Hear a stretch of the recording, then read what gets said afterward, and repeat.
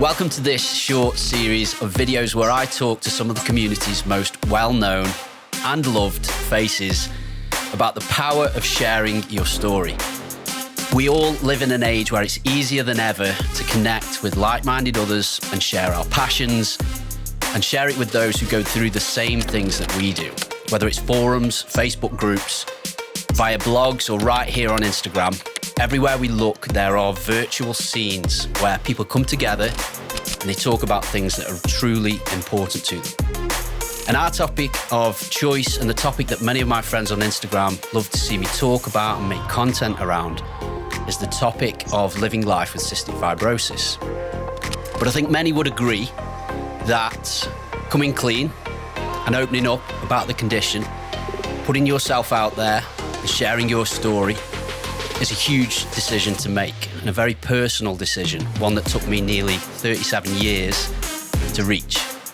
But having taken the decision to open up and to share my story, it's my belief that it's the most empowering and inspiring thing you can do. And not just inspiring for yourself, but definitely for others as well. There are loads of other CFers on this page who are incredibly open and honest and brave about their story. So whether you have CF or not, and particularly if you don't, it's my belief that you can learn a hell of a lot from this bunch of amazing individuals. So I'm going to start today with a very well-known guy from our community. And whenever I think about this guy, I get an image in my mind. And it's an image of a very healthy looking individual in a bright neon yellow CF jersey, running past the finish line of a marathon with quite a profound look on his face, perhaps one of pride, but maybe a bit of disbelief as well. And as you swipe through that carousel of images, what you see is the overcoming of a struggle through the race. You see a guy covered from head to toe in sweat. And you see a final wide-angle image of him at the finish line with what can only be described as pure relief painted on his face as he starts to take in that accomplishment. Now, what really caught my eye with this particular photo and set of photos, and the bit that really tugged on my heartstrings, wasn't necessarily the image, but the caption. And it reads, "In 2011, I ran the London Marathon, raising money for the CF Trust. It was easily the hardest thing I've ever done. I've always wanted to do it again because I know I should have got a better time. But unfortunately, my lungs are not anywhere near where they need to be anymore. Maybe one day." This is the reality of CF. One moment you're running a marathon, and the next it feels out of reach.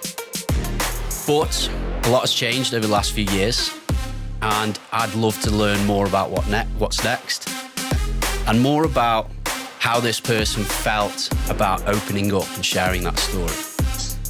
Every morning you can catch him on Instagram, on his stories at 6 a.m, ripping up the virtual road. In the freezing winter, training for a future fitness comeback. He's got serious ambition. You'll know him as Mr. Trikafta to triathlon. I think of him as Mr. Consistent. It's Mr. Chris Kerr, everybody. Welcome, mate. You all right? How was that for an intro? Yeah, it's embarrassing, but amazing. Loved it. Well, listen, thank you for agreeing to do this. You and I have known each other for just, I guess, about a year now online. And we've shared a lot of stuff in private, you know, via direct messages. And I think, I was just keen to understand your thoughts really on, you know, what led to you opening up. And I think a good place to start really was perhaps with that post, you know, and maybe that caption.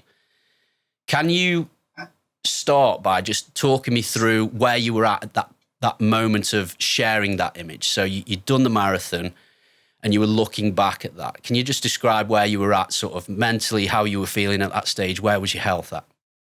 So literally just over a year ago, I think I started it last January, this page.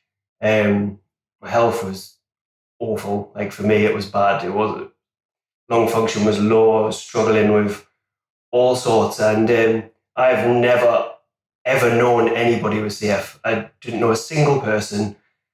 And to be perfectly honest, until I started this Instagram, I genuinely had zero clue how many people actually had CF. I had no idea whatsoever. Obviously, like from a young age, a few people are like a bit older than me and stuff, and they always mixed with CF. And I think I did for a little bit when I was young, but I don't really remember a lot of it.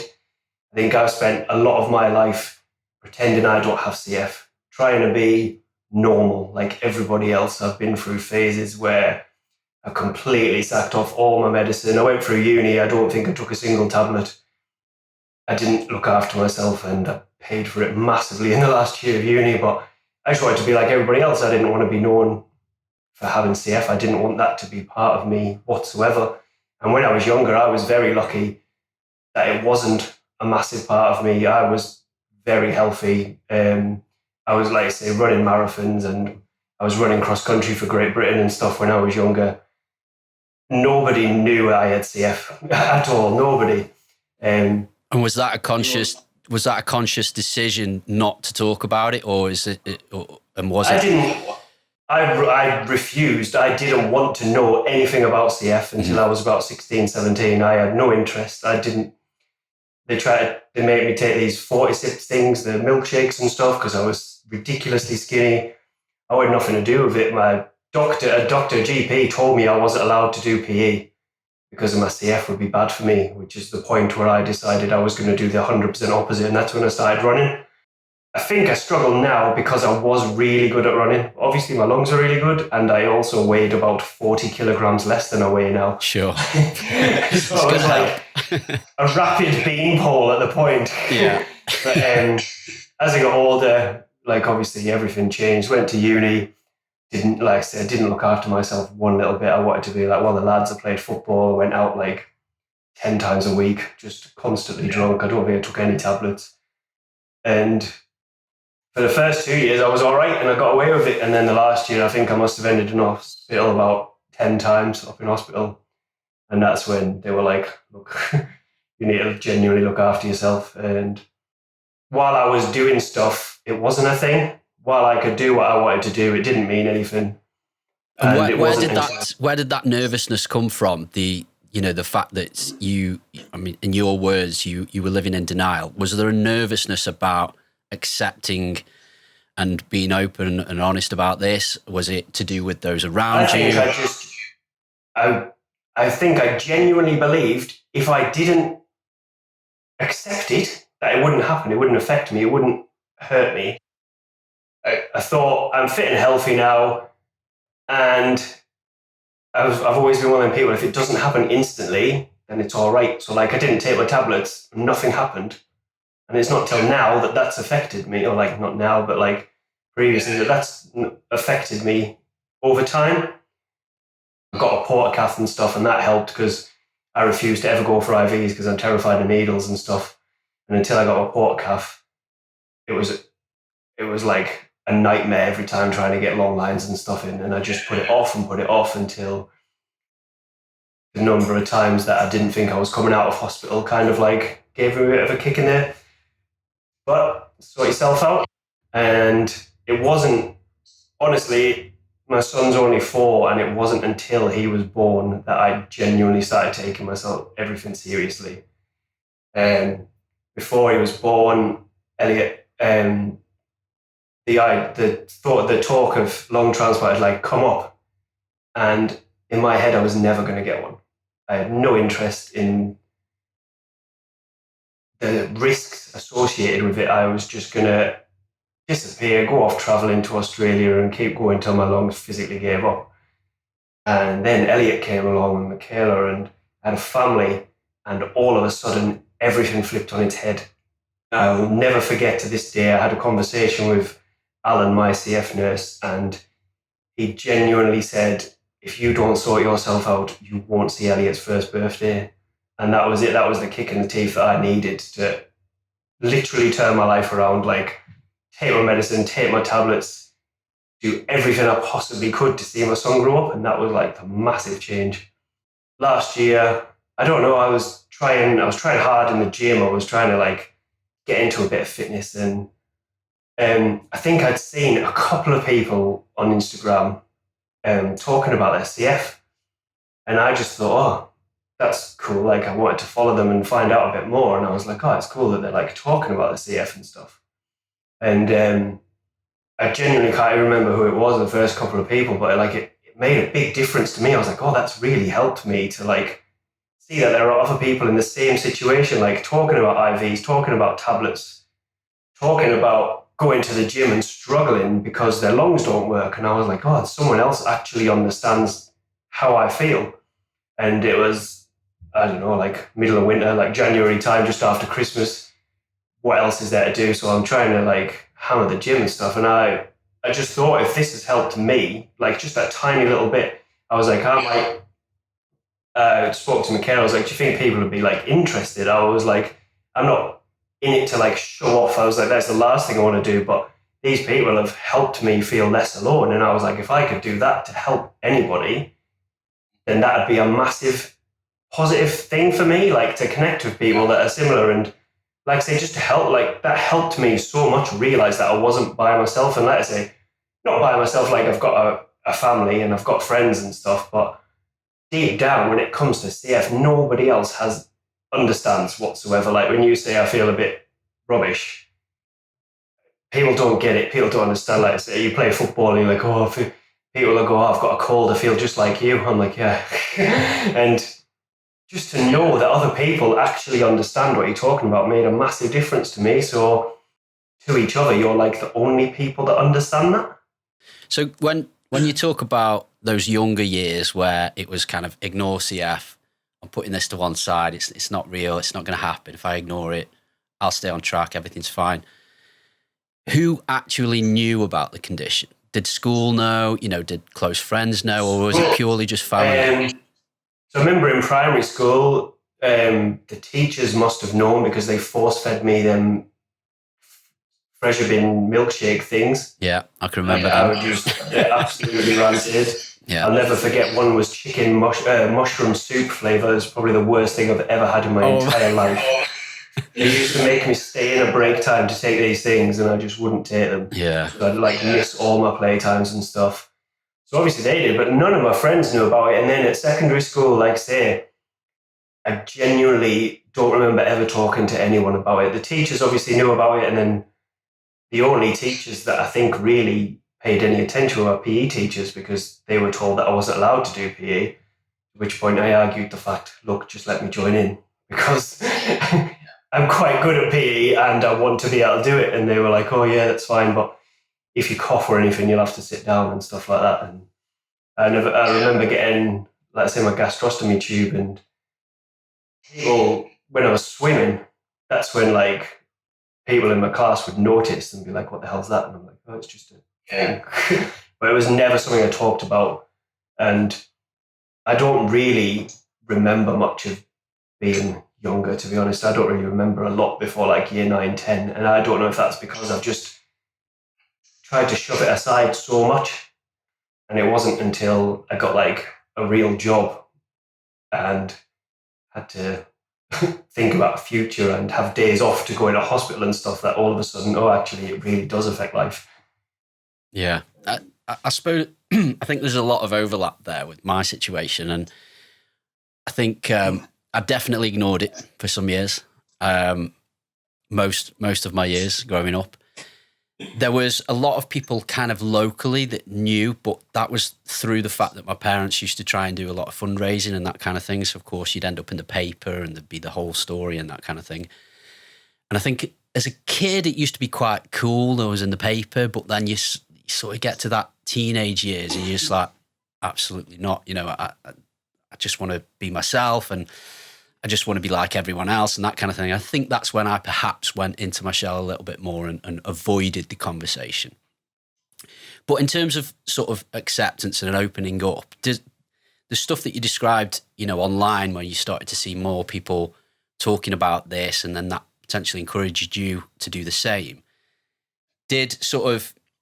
was that a blanket approach to just, right, now I'm going to be more open with CF with everyone? Or was this right, I'll just dip my feet into this online world?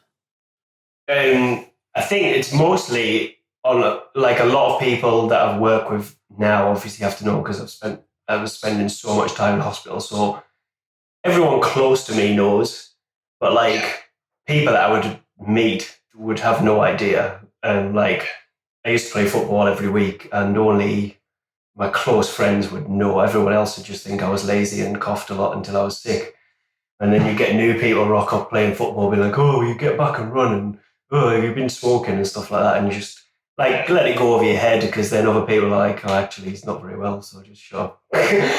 But never really explained it. Like a lot of people still to this day have no idea what CF is. I literally lost count the number of times when people have said, "Oh, I've got CF," and they're like, "Oh, is that the one where you end up in a wheelchair?" Like confusing it with MS and stuff like that. And like people don't know. And to be honest, I've got to the point where I'm like old enough to not care. Like if these people aren't important to my life, I'm not going to take the time to explain it. I just like crack on, think what you think. I'm not bothered. You can think I smoke, you can think I'm unfit. I genuinely have no interest anymore. I'm past the point of making an effort with everybody and caring. I think that's the thing. Those who do care do make the effort, don't they? That they go out of their way to have a read, to ask the right questions as well, and not just make silly remarks like, "Is that the one where?" or whatever. So I think that's for me is usually a very easy way of going, do I want to open up to this particular person or not? And if it's from a genuine place of interest and care, then actually this could be a good conversation. But if it's, just someone who's just a bit ignorant to this, then actually there's nothing to gain for either of us. So tell me, since you've taken that step, since you've internally accepted it, you've changed your life around in terms of your approach to CF. I think you're taking it more seriously and all that kind of thing. You had to.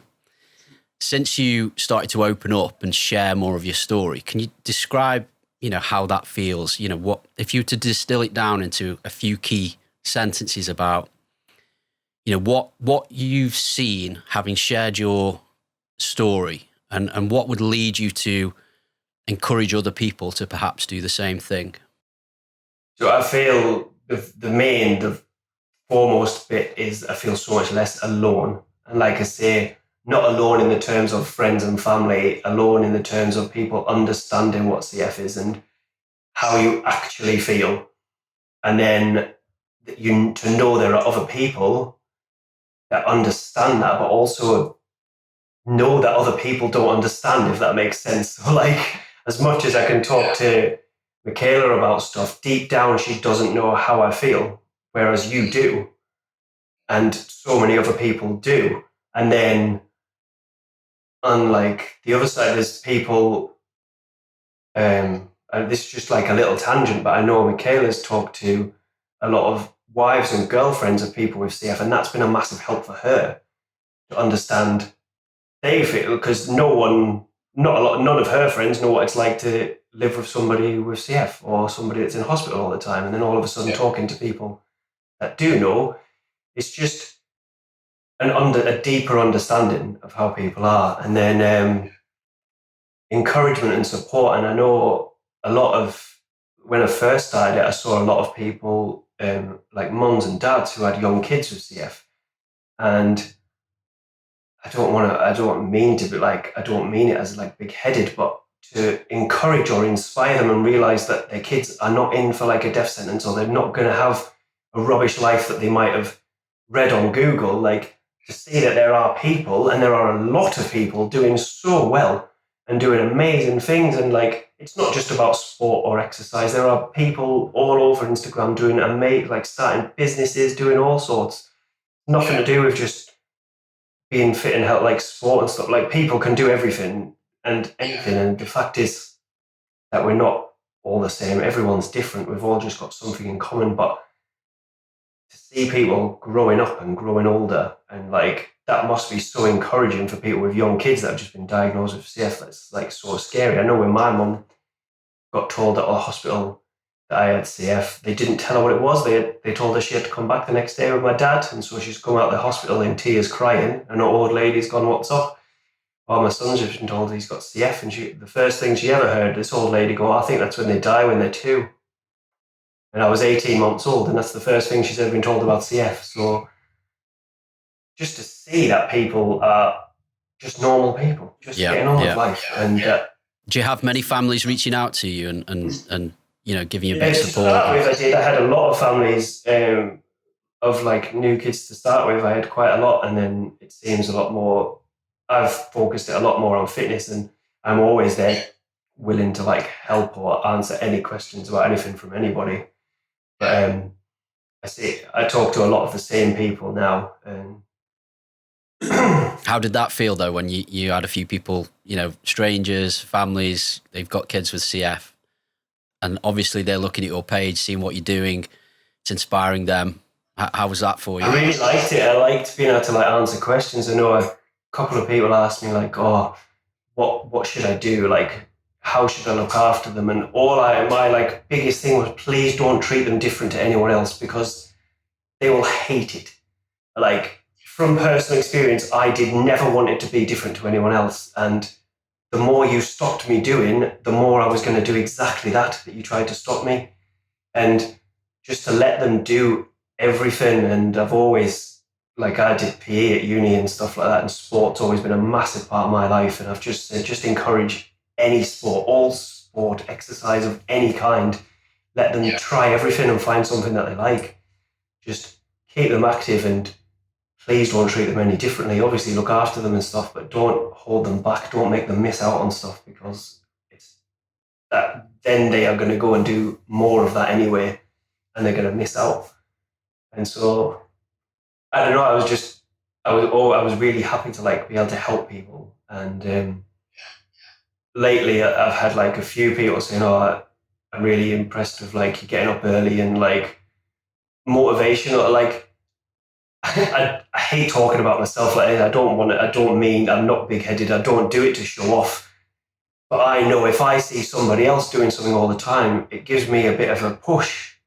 It's this feedback circle. So when I see that you're up before me and that you're on it and you are exercising and you're doing it on the days that I feel like shite and that I don't fancy it, it spurs me on, mate. And I get up and work out. I'm exactly the same. Days when I really can't be bothered, and I'm like looking, and I'm like, "Oh, everybody else has been out, and bloody Mark's out there with his top off in the freezing cold, whacking his weights up. I best get on my bike."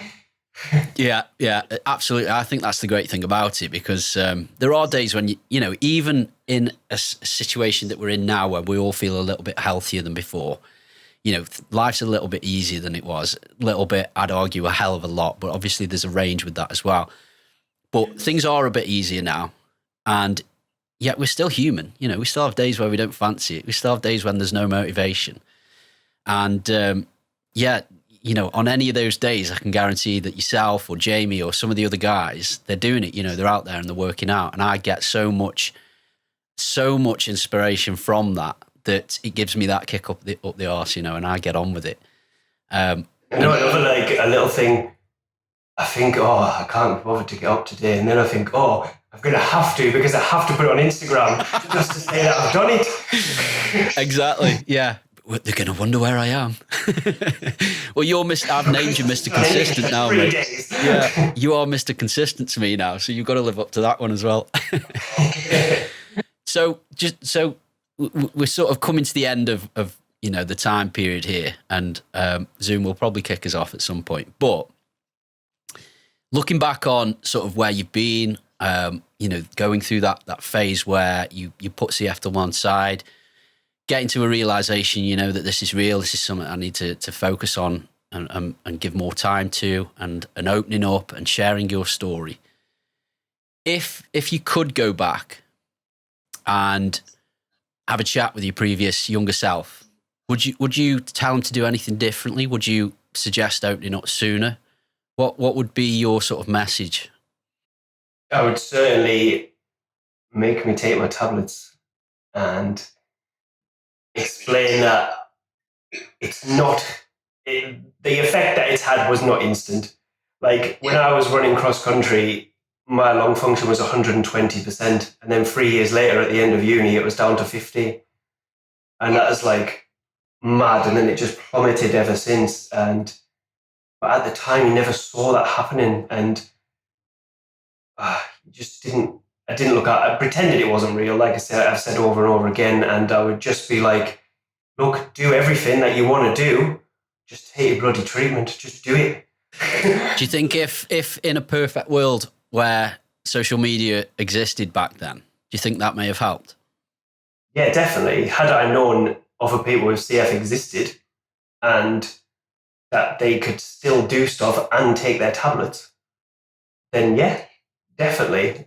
I thought it was just me. I've always just thought it was just me. I'm the only person that feels like this. I knew for a fact there was other people with CF, but I had zero clue how many there were.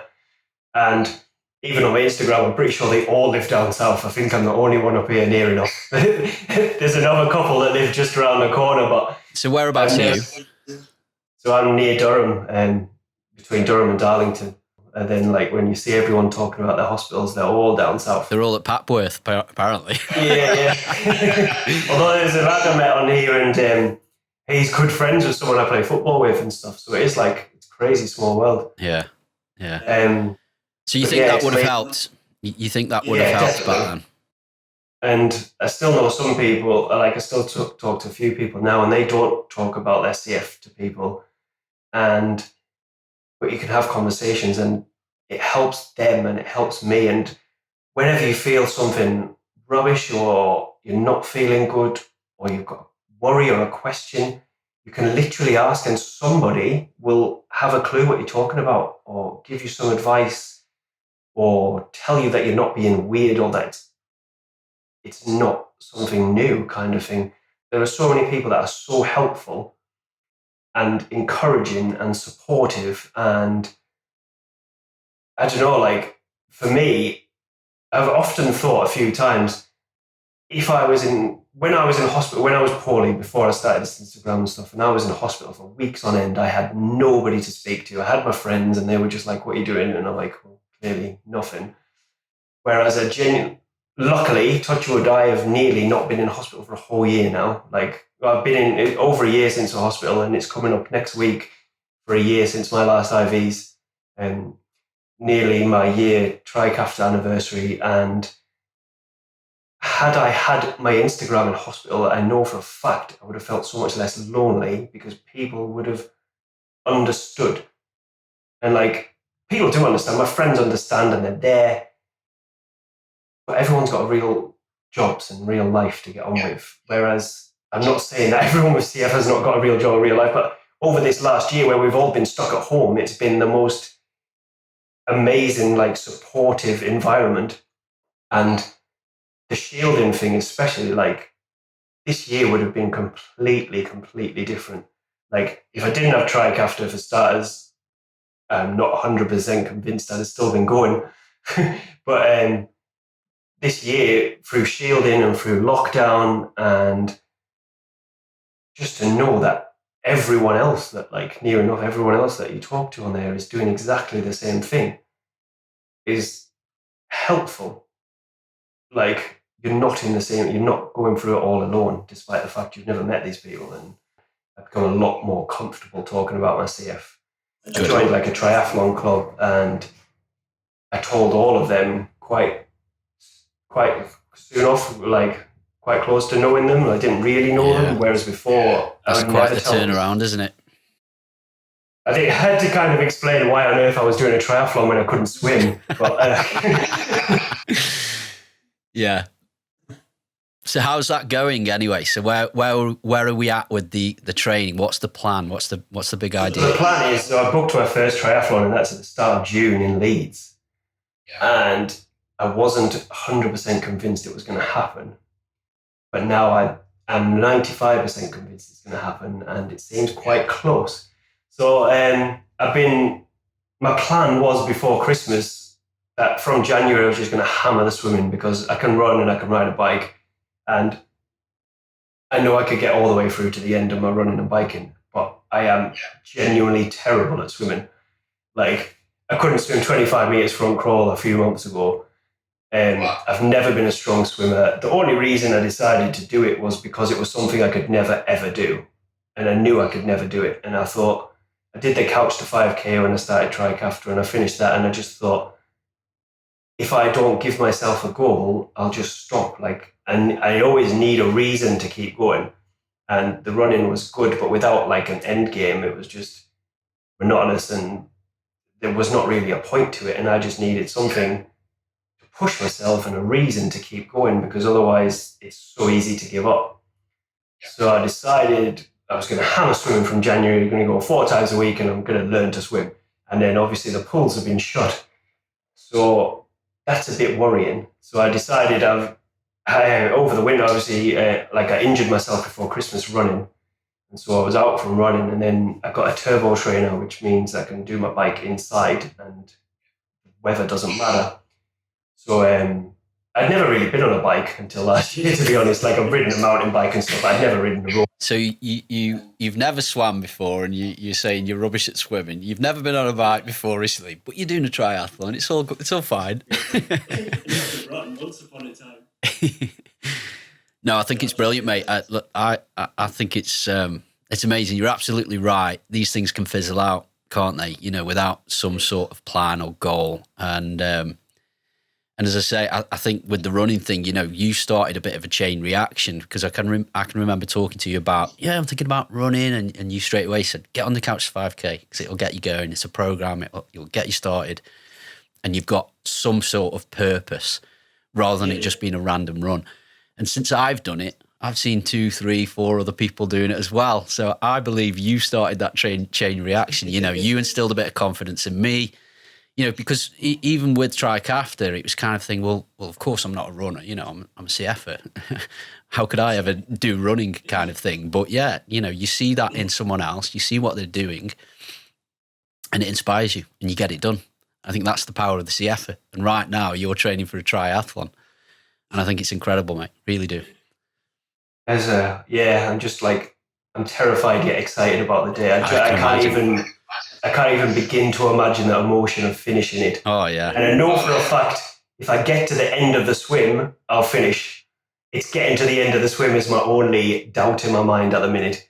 But so my plan is to just absolutely hammer the bike. And then as my injuries fully disappeared, I'm going to hammer the running again, just so I know that I've got the strength and the stamina and the base fitness to work off, to rely on. And then I can drop back on that and just do that once a week on both. And then I can really just try and nail down some form of technique and swim fitness that'll get me through. I am not going to ever compete in a triathlon. I'm not going to try and win. As long as I don't come last, I'll be content. Mate, I've got every faith in you. And I can't wait to see the pictures, man. I really can't, particularly, going back to where I started, that initial caption. It's such a realization of, my lungs will never be there again. That it's hard to read, because I've been there. I've sat there and I've thought, how am I ever going to do these things again, And you're putting the work in, mate, and it's inspiring. And I've got every confidence, and I can't wait to see that carousel of images and the caption when you cross the line, mate. I really can't. Yeah, absolutely. So listen, I want to say thanks, because I mean, you and I could talk all night, mate. I'm sure we could. But I'm going to end by saying thanks. For anyone who does watch this, Chris is an amazing guy. Big ambitions, as you've heard. He's bravely open about his CF now. He's open for questions, and for sharing ideas and for connecting with other CFers. And I know a lot of our community value his place in the community as well. A lot of people say nice things about Chris. If you don't follow him, give him a shout, follow him, drop him a message. I'm sure he'll love to speak to you. Chris, I wish we'd met earlier. I wish we could go back and tell our younger selves to open up, because we could have been friends for years. But thanks so much for this, and I will see you, no doubt, at 6 a.m. tomorrow morning as you start to rip up the virtual roads a bit more. So thanks, mate. See you later. And one last thing that I'll just end on. So for me, CF can be a lonely and arduous existence, and Chris has talked about that today. It's human nature, I think, to be drawn to those who go through what we do and understand the struggles that we have. But the reality of the CF community is that we can't meet face to face. We've never been able to, and that's aside from COVID. You know, that's nothing to do with COVID. For me, your voice, your story, is the most powerful thing you own. And for me, you can't find your voice unless you use it. So I think the message from me to end is to say, open up, be honest, add value, take the weight off your shoulders. And for me, you'll never realise that there is an entire world waiting to be inspired by someone just like you. Thanks very much. Another session done. To be honest, I probably wouldn't have bothered if it wasn't for the encouragement and support of this community. So take my advice if you can. Share your story.